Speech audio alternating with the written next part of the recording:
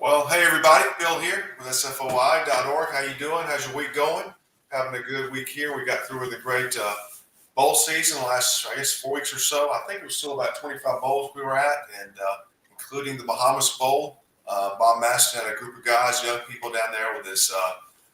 It's a Christian youth network in Nassau, Bahamas. I think we need to take a mission trip down to hang out with Bob for a little while next year. But even down there, they were evangelists, and so it was a great turnout of evangelistic games. And I think Mark Yoho and I, we did about 3 games down in Florida.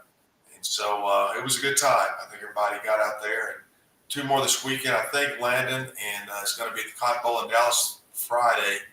And hopefully Eric will be at the Orange Bowl in Miami on Thursday. So anyway, still pressing on. New year, new events coming around the corner. So I'm excited about that. Super Bowl's coming up February 6 to 9. If you haven't registered for that, then plan on joining us. We got room, about 15 spots left, and it's a great setup there in New Orleans, the St. New Orleans Baptist Theological Seminary.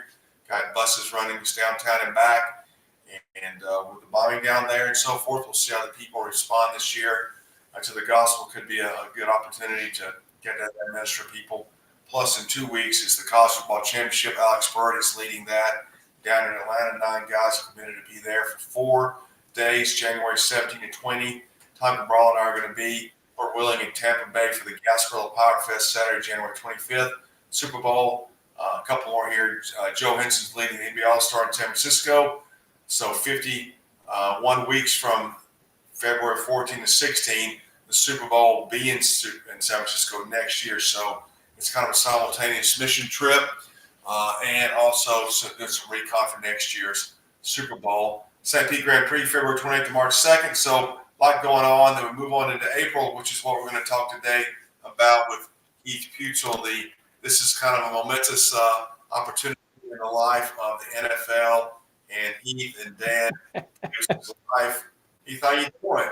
I'm doing well, Bill. How are you? Who would have thought the NFL would have brought a main event, probably their main event besides the Super Bowl, to the hallowed halls of Lambeau Field. Right? Lambeau Field. That's right. That's right. you and Dan, the guys, are just there waiting like the Briar Patch. Come on. I know, right? It's exciting. I mean, Lambeau Field is iconic. If people are looking at a chance to come to see Lambeau, this is probably the time to do it. So that's pretty cool. Seriously, I'm not being my usual self here, but what will the weather be like? Will it be cold up there in April? What are the dates? The dates are April 24th through the 26th. Okay. And in April, it just depends. We could have anywhere from 60 and sunny to 30s, and if not snow. I mean, April's kind of one of those, you never know what to expect. That's true. Well, that's exciting. So I've never been to Green Bay. I've seen some of your pictures and stuff. So from people, how would you describe Green Bay as a city for starters? The size of it and the politics of it. Is it conservative? Is it liberal? What's all that like? Yeah. So overall, Green Bay is, if you could even call it Green Bay proper, is roughly about 125,000 people as a whole. It's the smallest NFL community, by the way, and as most people know, it's owned by the city. Well, the city of Green Bay. I mean, their shareholders are their owners per se. So it's kind of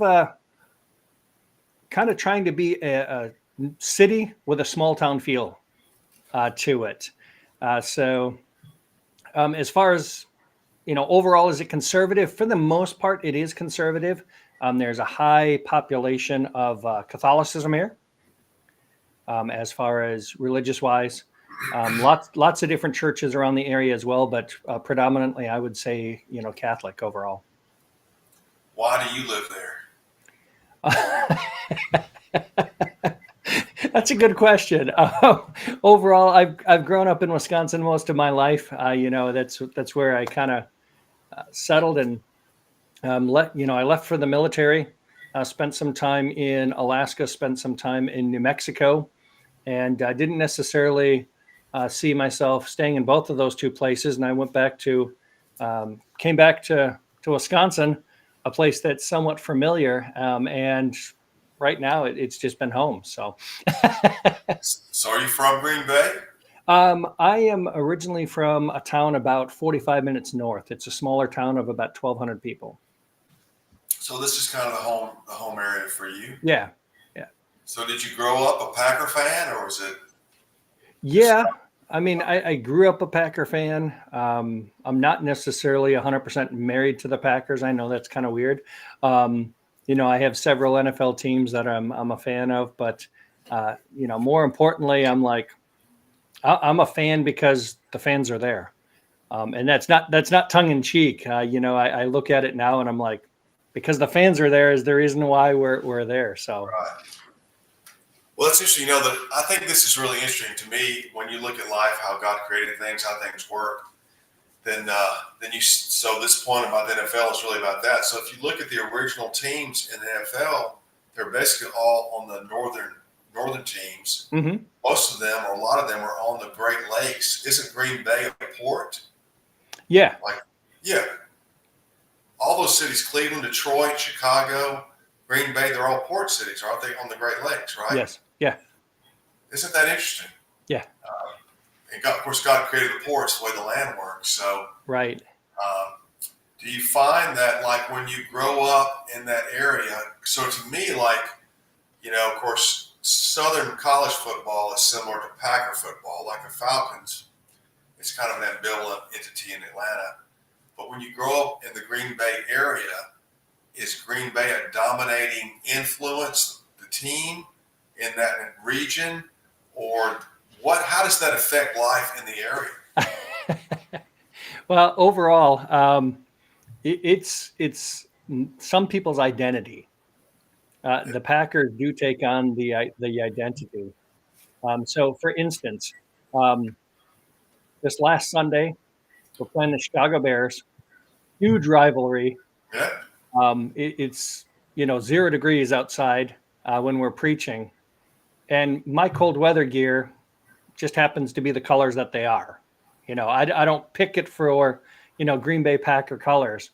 So I have a darker blue Sherpa shirt.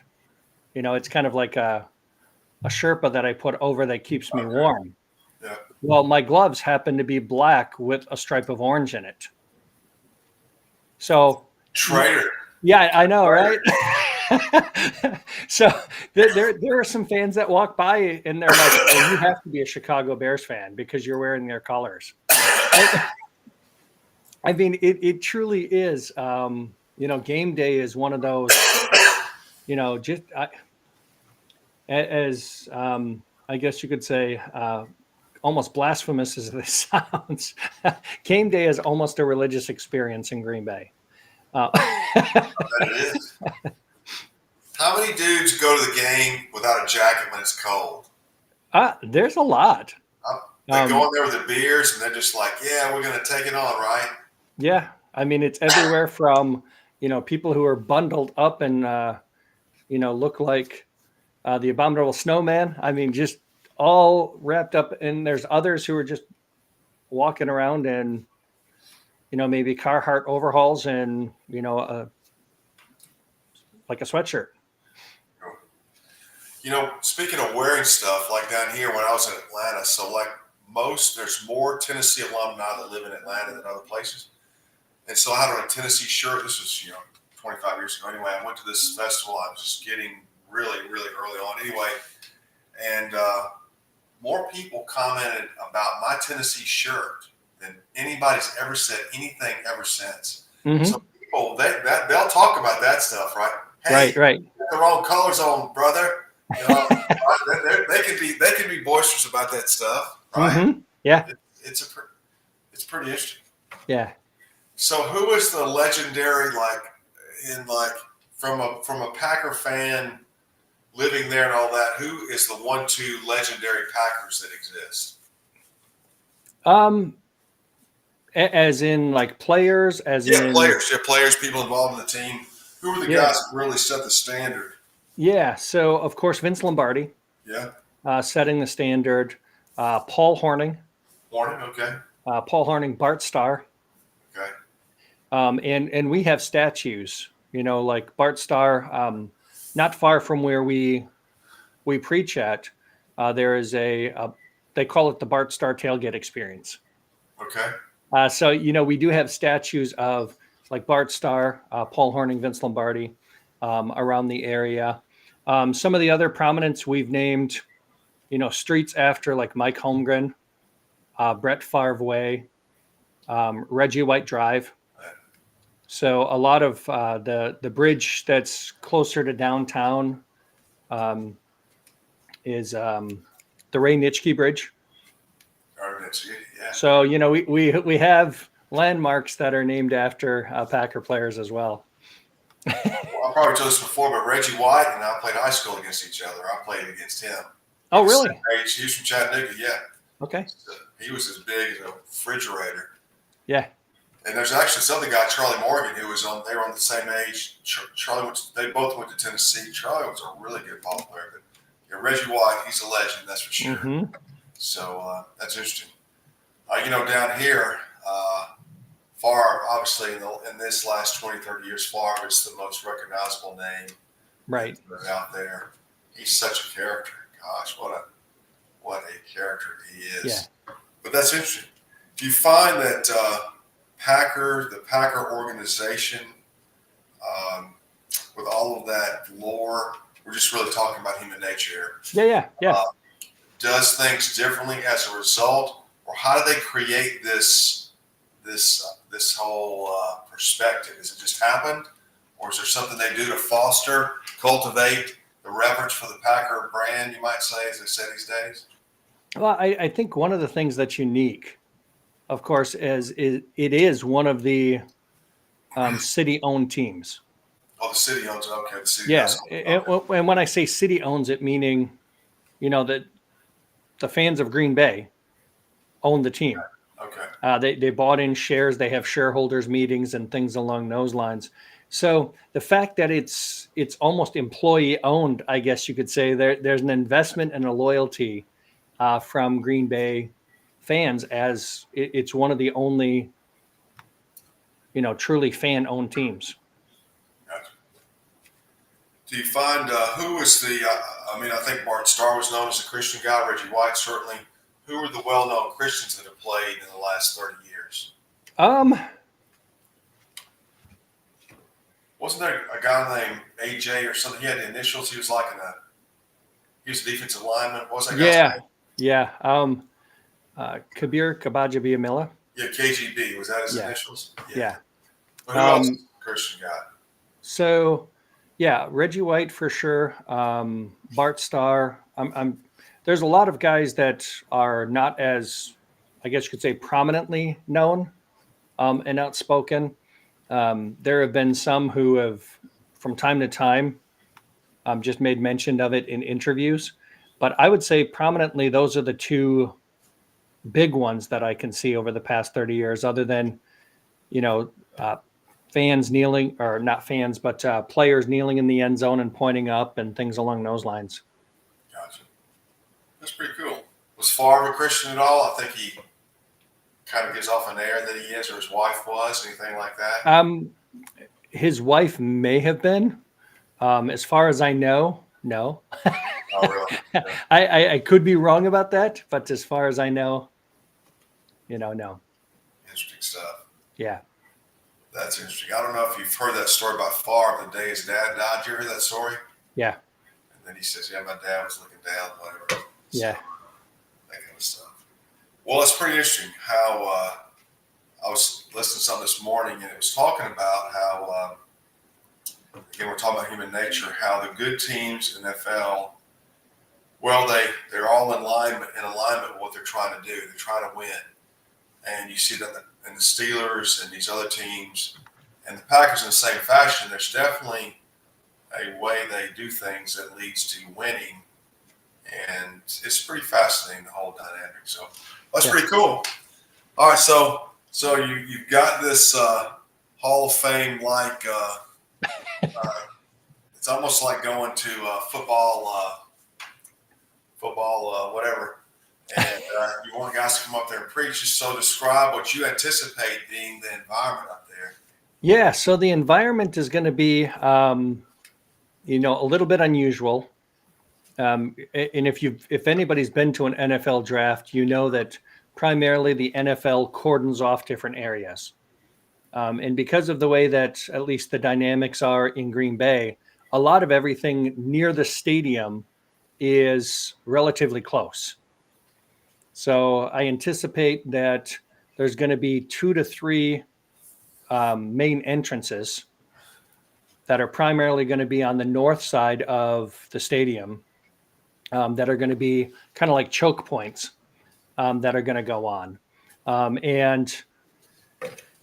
That's where we're going to be spending a lot of our time there. I did find out that for parking, there's an amusement park that is about 20 minutes away, that usually draws a pretty decent population during the summertime, but they're going to use that as their staging grounds for parking, and then they're going to bus people over. So not 100% sure, but that may be an opportunity to have a team, depending upon how many guys, to have a team there, as people are coming and going. So what does the city anticipate numbers of people coming to Green Bay? I bet it'll be 1 million. This is going to be huge. Yeah. So in Detroit last year, as we know, their total population was about 450,000. That's huge. I think over the 3 days, and Green Bay is anticipating that to be larger. Sure. So ultimately, what that means for us is our city basically quadruples in the amount of people that we have that's coming into the area. And I mean, for the area, I would say it's nothing new.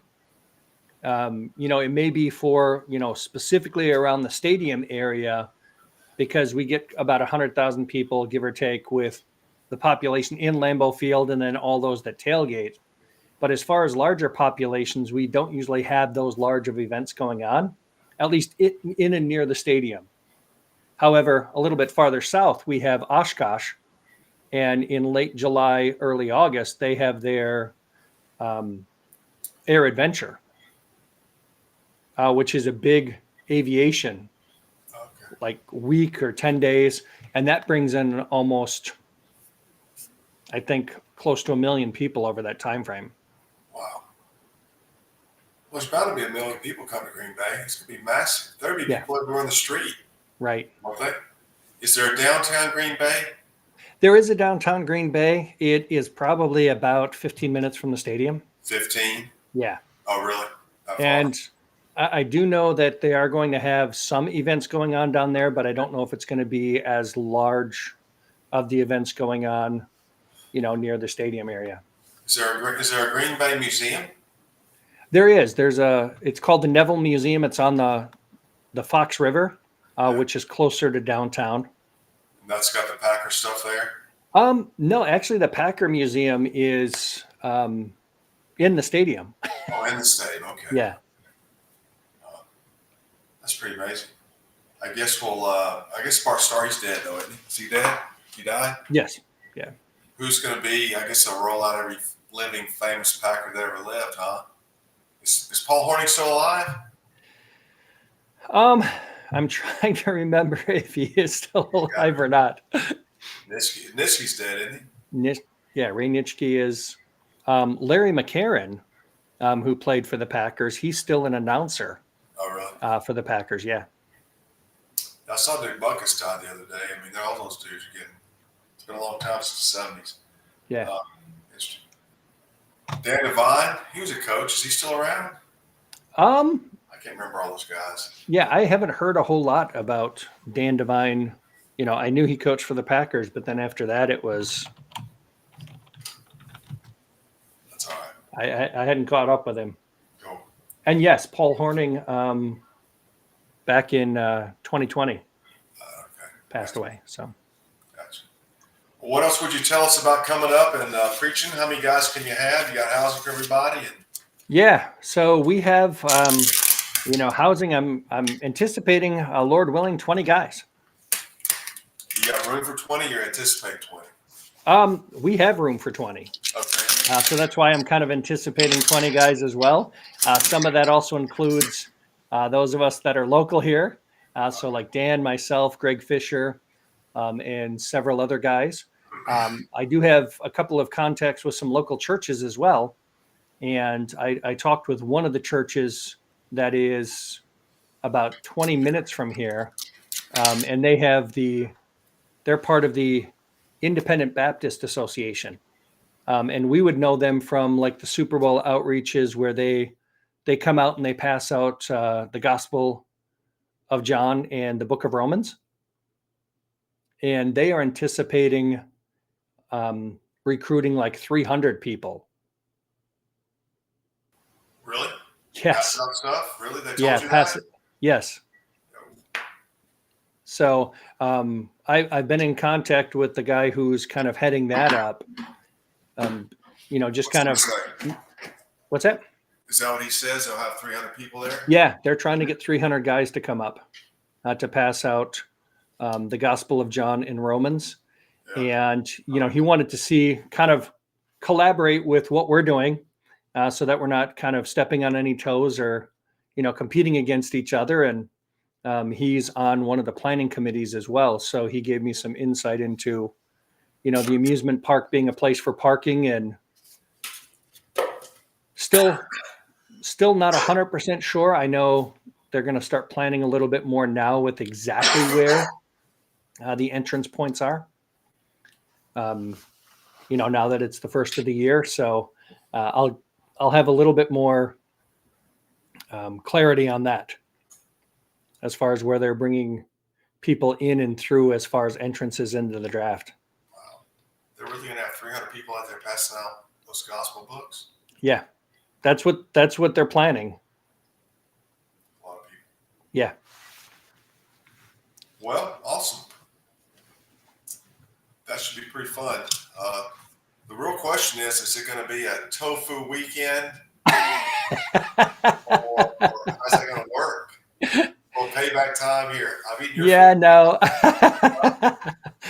No, I mean, I'll be eating what I normally eat, but we are, we're in the works as well, which is kind of great. We have, with the fellowship that Dan goes to, we're working on being able to provide partial meals anyway for the weekend, and working on some other logistics too of where we're going to be having prayer time, having our teaching time, and kind of our home base. So. Okay. All right. Sounds fun. Well, cool. Should be fun. Yeah. So can you fly into Green Bay or Appleton, or where do you fly into? Yeah, so you can fly into Green Bay. You can fly into Appleton. They're relatively close. So if you're looking to fly in, I would suggest not to wait until like the day before the draft to fly in. I know there's quite a few people. I know the airlines are adding extra flights in and out of Green Bay over that weekend, but it's going to be pretty hectic coming in and out. The Green Bay airport's a smaller airport. It's probably got about 6 gates, I think, to it. It's relatively small, maybe 10 gates, but it's still relatively small. Appleton, the same thing. And that's probably about 20 minutes away, south of Green Bay. So if you are flying, I would suggest probably spending some time to get here a day early. I think Sunday is going to be just as hectic flying out. So, feel free that if you have to get back on Sunday, great. But, we'll be able to still continue to house you if you fly out on Monday.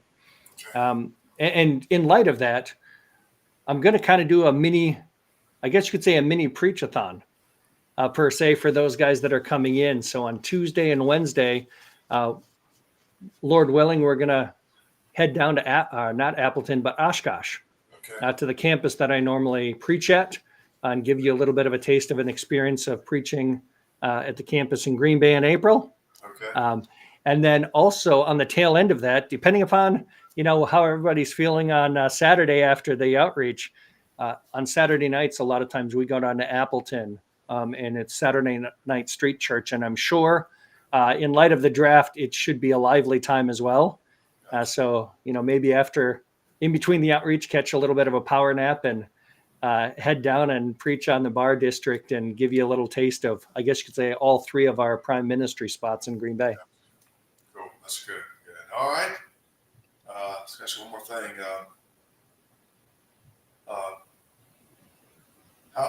How far? I mean, I see it on the map. How far of a drive is it to Chicago from you? About 3 hours. It's only 3 hours. Yeah. And Milwaukee's how far? 2? Milwaukee is about 2.5. So you could theoretically fly into Chicago. Or Milwaukee. You could. Drive over. Yeah. Is there another big city close by? Chicago, Milwaukee are the two closest. Which one is naturally close? Either one? Like more convenient when you think about it? They're kind of in a straight line, I guess you could say. It all goes down kind of like the Lake Michigan, close to the Lake Michigan shoreline into Milwaukee and then into Chicago from there. All right, cool. Cool. All right, man. Anything else you want to share? That's good. Anything else to share? This is your chance. My chance to come? I guess you could say any other time, like in the fall, if you're coming up for a Packer game, great. But if you're looking for an opportunity to spend several days in Green Bay, in a historic NFL monument, come to our home turf for the draft, and let's preach Christ.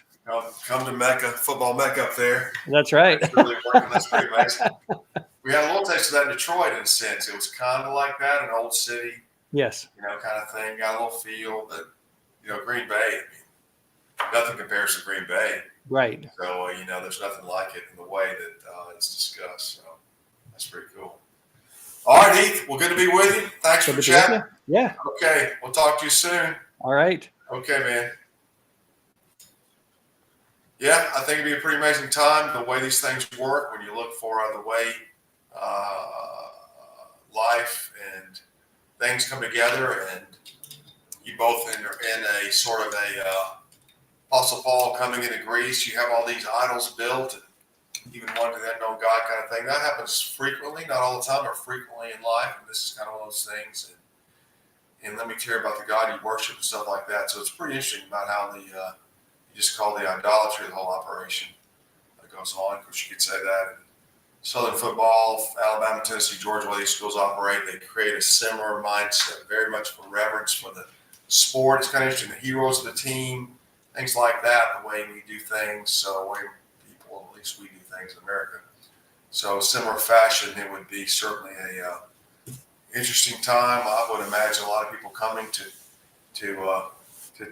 take, like he said, that opportunity as a fan to come up and use that opportunity to come to a place where no one really was going to go ordinarily, Green Bay, and taking the sights, revel in history, especially if they're an NFL fan. So it should be a lot of fun.